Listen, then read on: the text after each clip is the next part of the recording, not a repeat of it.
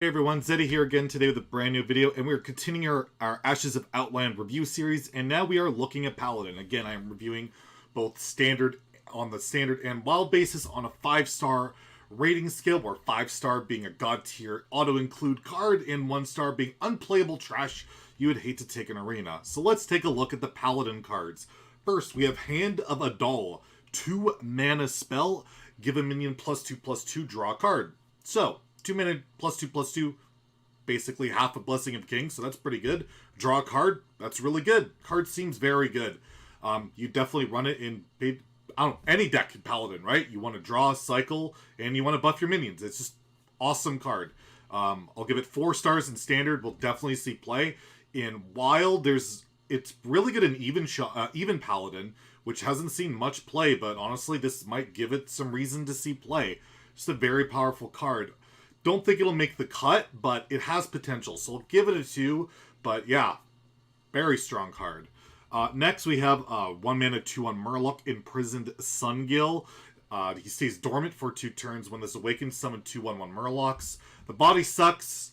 The effect sucks. You have to wait for it. Horrible top deck. Just don't know why you're playing this card.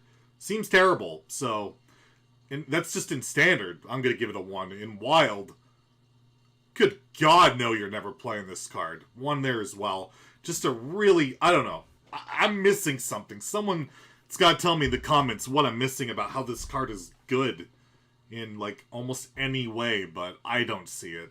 Yikes. Next, we have a Magurgle, the new Paladin Prime minion. 2 mana, 2/1 Divine Shield. Death Rattle, shuffle Magurgle Prime into your deck, which is a 8 mana, 6/3 Murloc that summons 4 other Murlocs randomly and gives them all Divine Shield. 2 mana, 2/1 Divine Shield. Good, sticks around, you can buff it. And the Prime, when you draw it, is just a bomb on the deck of just minions that are really hard to remove, that you can buff with other Murloc-centric cards, or just don't. You just play it as like a value bomb. Just a very solid, good card. Yeah, I can definitely see this seeing play in Standard in a lot of decks. It doesn't even have to be a Murloc deck. It can just be like, I need something to play. So, 4 stars in Standard, very solid card. I don't think it's winning you the game, but it's doing a lot of good stuff. In Wild, I feel it's too slow. Murloc Paladin's like okay, but not great. But could see fringe play. You could play it in Even Paladin as well. Even Paladin kind of gets a little bit of stuff here. So I'll give it a 3, just because there is some other Murloc stuff going on here. There's a neutral Murloc card. It's a 4 mana 4/4, give your Murlocs +1/+1. And Murloc Paladin's never been that terrible in Wild. So maybe it's enough. So I'll give it an optimistic 3. Probably won't see play, but hey, you never know. And now we start with the Librum cards. The Librum cards in Paladin. We have a 6 mana Librum of Justice card. At 6 mana, equip a 1/4 weapon. Change the health of all enemy minions to 1. Potentially very powerful, especially you can discount this. You can make it... You could theoretically make this card cost 0 mana, which is insanely powerful. But it's more like in just a control archetype that I just don't see existing. But Paladin has absolutely nothing going on. So if you're playing Paladin, you're going to be playing Murlocs or Librums. There's really not that much outside of maybe... You can't do mechs because that's all rotating. So there's really not many options for Paladin. So I'll give it a 3 that it might see some play, because just what else are you playing in Paladin?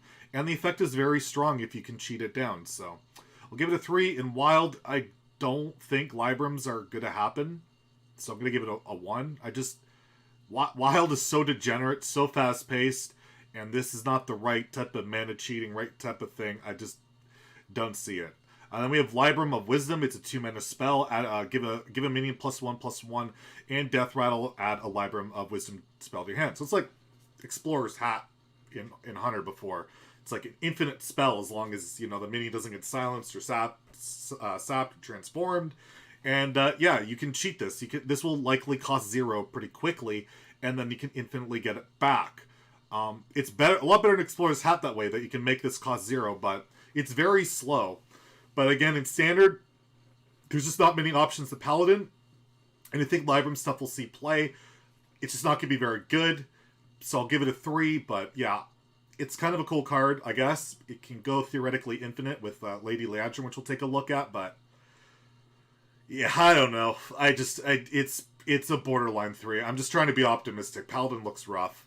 In Wild, again, the Librum stuff's so slow, so vulnerable. It's not happening. I'll give it a 1.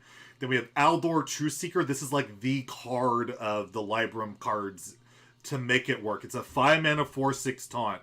So you got pretty good stats, and it's a taunt. And then with the upside, which your Librums cost less by 2 for the remainder of the game. Not in your hand or in your deck. All of them are all 2 less, and it can stack. So that's insanely powerful. If Librums are going to work, it's going to be because of this card. So I'll give it a 4. In Wild, I'll give it a 2 because it might be that good that you can make like pure Librum Paladin work in Wild, and there's a lot more pure cards to make work. I think pure Librum Paladin, by the way, is the call in Standard. I think that will be the deck, and it will be like fringe playable, but this is the card that will make it potentially possible. So 4 in Standard, 2 in Wild. Then we have Aldor Attendant, 2 mana, 2/3 Battle Cry. Reduce the cost of your Librums by 1 this game. So again, same type of effect, except 1 mana less cheating. You're gonna run, if the other one's gonna work, you're gonna run this. It's play to make. It's a pure Paladin type of card. Pretty good. Again, I'll give it a 3. I think it'll see play. Until like nerfs happen to like Rogue and stuff, you just can't play this stuff. You're gonna get blown out. That sucks. Nerf Rogue. Yeah, in Wild, I'll give it a 2, the same as Trueseeker, but it's more likely a 1, and I'm just a hopeless optimist in that regard. And the last Librum card we have here is Librum of Hope. 9 mana spell. Restore 8 health, summon an 8/8 Guardian with Taunt Divine Shield. So the taunt itself is almost worth 9 mana. Restoring 8 health is worth like 2 or 3 mana. So this card without the cheat is like almost okay. And you can easily make this cost like, what, 7, 6, 5, 4? But that doesn't happen until quite late in the game. It's pretty good. I think you'll play it in that deck, so I'll give it a 3 in Standard. But, like, yeah, it's all very slow. And there's no real win condition to this deck that I see. It's just get some stats on the board, try and get a lot of Librum of Wisdom cycling, and yeah, we'll see. It might work in Standard. It could, so I'll give it a 3 as well. And then we have Lady Liadrin, 7 mana 4/6, so terrible stats, but Battle Cry, add a copy of each spell you cast on friendly characters of this game to your hand. So this is basically, you want to get a bunch of Librum of Wisdoms from this thing. It's very slow, very greedy. I don't even think you could play it in the Librum deck, but you'll try to, and we'll see if it works. I'm very pessimistic, but in Standard, I'll give it a 3 for that reason. It's probably like a 2 or a 1, but I'm going to say it's going to work at some point. And in Wild, it's a 1. It's just never happening in Wild. It's so slow, so terrible. Just no. Last, we have Underlight Angling Rod, a 3 mana 3/2 weapon.